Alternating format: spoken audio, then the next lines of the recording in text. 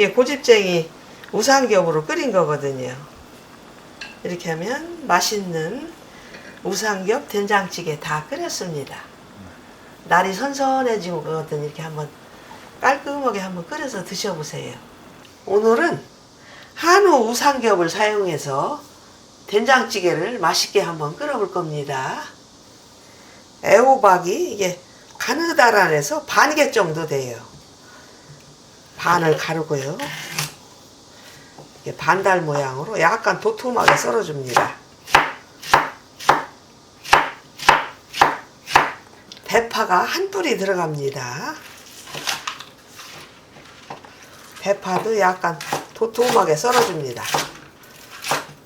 두부도 반모가 들어갑니다.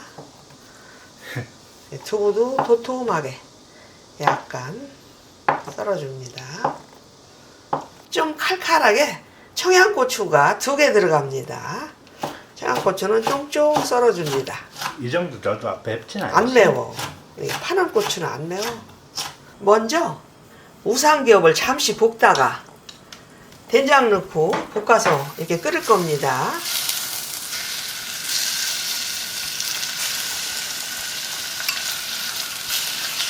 기름이 많이 나와서 따로 기름을 칠 필요는 없지? 그렇지. 이 우삼겹은 기름이 많은 부위라서 그냥 이렇게 볶으셔도 돼요. 차돌박이에요, 차돌박. 차돌박이. 네. 맞아, 차돌박이야. 이렇게 잠시 볶다가 된장 넣고 고추장이 된장에 3분의 1이 들어갑니다. 된장은 2수죠? 1.5수죠. 1.5. 다진 마늘도 들어가고요. 그럼 고추장이 반수잖아요? 그렇지. 네, 맞아요. 반을 시키네. 네. 이렇게 달달 볶아줘요. 장으로 고기를. 그러다가 물을 부어야 훨씬 맛있습니다. 수저에 장이 다 붙었네. 이 된장은 저희가 11월에 공부할 예정인데 테스트 중이에요. 집된장. 맛있어요. 아직 많이 남았어, 올해. 두 달 정도 남았어. 맞아요. 미리 테스트하는 거. 그냥 끓이는 것보다 이렇게 장을 볶다가 끓이면 맛있겠지요. 맛있겠다. 이렇게 하고서 쌀뜨물을 이제 볶아졌으면 부어줍니다. 쌀뜨물은 이게 500입니다. 그리고서 썰어놓은 애호박도 넣어주고요. 튀어백일까봐 조금씩 넣어야 되겠다. 조금만 남겨야 되겠다. 아주 두부도 같이 넣고 다 끓여줍니다. 쉽네. 쉬워. 된장찌개 뭐 쉽지. 고추장을 넣었어야 되는 게 맞네. 좀 볼고스러워야지 이게 고기를 들어가기 때문에. 자, 한번 봅시다. 이제 끓어오르네요.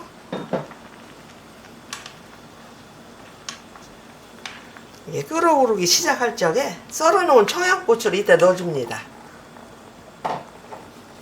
대파만 남기고 이제 다 넣었어요. 이제 보글보글 끓으면 이제 다 된 겁니다. 여기다 밥 말아서 많이 먹어. 고깃집 같은 데서도 이거 팔아. 밥 말아서. 된장말이 국밥이라고 해가지고 메뉴에 있어. 슴슴하게 끓여서 그것도 괜찮겠네.